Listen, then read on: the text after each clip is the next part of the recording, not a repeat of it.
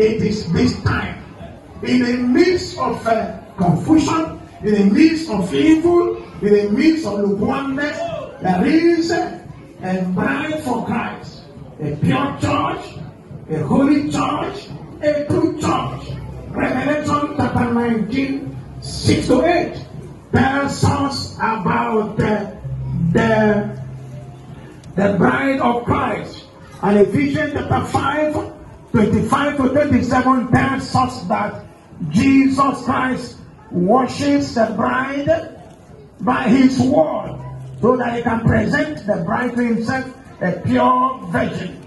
Now the gospel of Christ will also be preached again now to all nations. Now it looks as if the doors of the nations are shut, but in our day it is expected that the doors of nations should be opened, so that the gospel, this gospel we are talking about, the gospel that the watchman is bearing, should go to the nations. Chapter 24 of Matthew and verse 14. And this gospel, not another gospel, not a watered down gospel, but the gospel that insists on righteousness, the gospel that insists that Jesus Christ was manifested that he might destroy the works of the devil. The gospel, the pure gospel, the gospel that talks about it, that if the Son will set you free, be free indeed. The gospel that teaches that you cannot be living in sin and at the same time be a saint. It does not work like that. It's either you are a sinner or you are a saint. There is no in between.